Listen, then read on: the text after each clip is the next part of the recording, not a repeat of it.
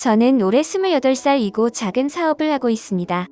부끄럽지만 저는 27살에 지금 여친 만나기 전까지 모태솔로로 살아왔습니다.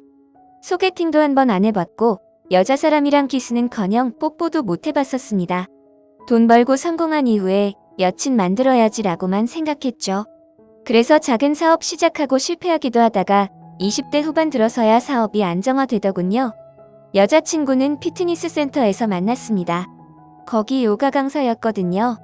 정말 첫눈에 반했습니다.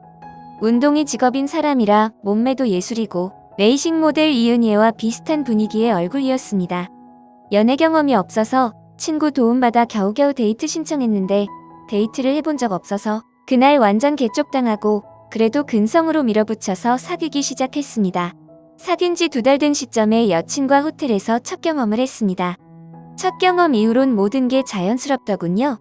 데이트하다가도 자연스럽게 스킨십으로 연결되고 서론이 길었는데 본론으로 넘어가면 예전에 인터넷에서 여친 성욕이 너무 강해서 힘들다는 글을 본 적이 있습니다.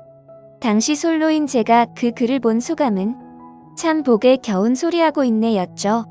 근데 제가 그 당사자가 되고 보니까 웃을 일이 아니더군요. 제 여친이 처음부터 그런 건 아닙니다. 처음에는 주로 모텔에서만 관계를 가졌습니다.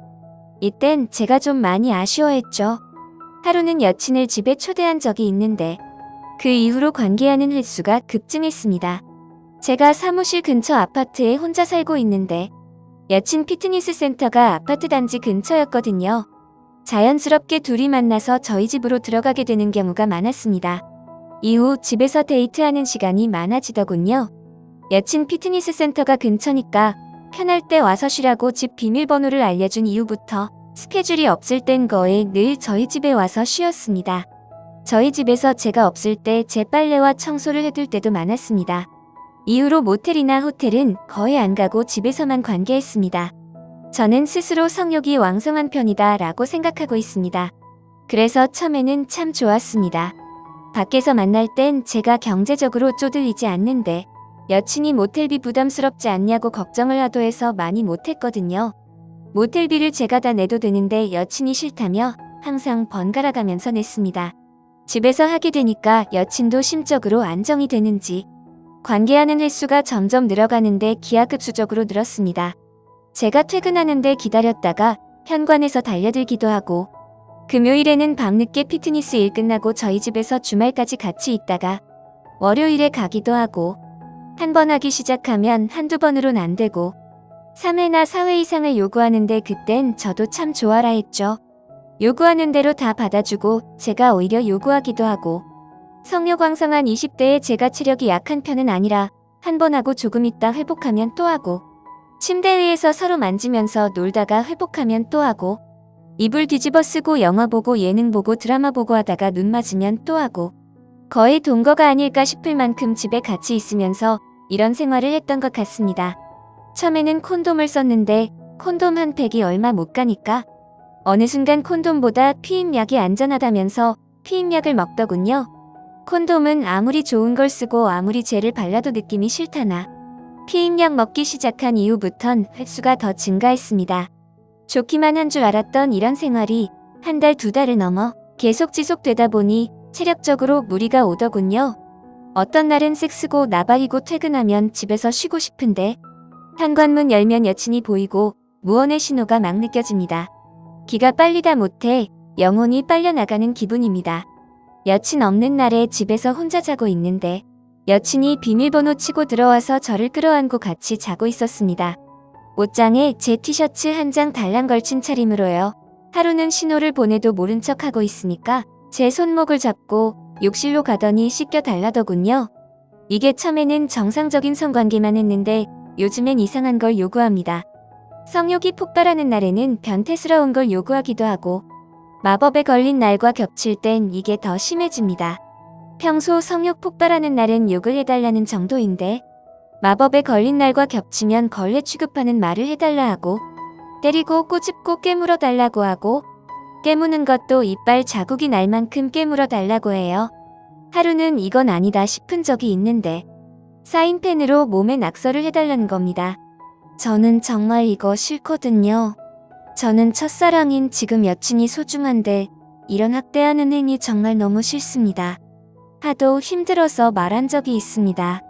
타이르면서 기분 상하지 않게 너가 걱정되니까 조금 줄이자. 알았다고 하는데 전혀 줄어들지가 않았습니다. 그래서 인터넷이나 책을 사보면서 애무하는 법과 마사지를 배웠습니다. 삽입 안 하고 대신 이걸로 해주면 그래도 횟수는 줄일 수 있겠지 싶어서요. 근데 오판이었습니다. 결국엔 삽입을 원하더군요. 솔직하게 나 힘들다고 죽을 것 같다고 말한 적이 있는데 돌아오는 말이 내가 혼자 할 테니까 오빠는 누워서 쉬라는 겁니다. 하도 안 되겠어서 오늘은 하기 싫다라고 단호하게 말했더니 울더군요. 소박 맞은 기분이라고, 비참하다고. 그래서 도피 형식으로 출장을 선택하기도 합니다. 직원이 늘은 이후론 출장을 직접 가는 일이 확 줄었는데 이것 때문에 휴식차 출장을 갑니다. 인생 친구라고 생각하는 친구한테 상담을 하니까 진지하게 말해서 듣지 않으면 헤어지라고 하더군요. 그러다 몸 상한다고. 첫사랑인 여친과 헤어지긴 싫지만 말은 해봤습니다. 정말 힘들다. 헤어지긴 싫은데 헤어지고 싶은 생각이 들 만큼 힘들다. 그렇게 말했습니다. 울면서 못 헤어진답니다. 헤어지면 죽어버릴 거랍니다. 이 말을 여친이 하면서도 제가 헤어지고 싶단 말이 조금은 먹혔는지 횟수가 조금 줄긴 했습니다. 그러면서 눈치 보는 게 안쓰럽더군요.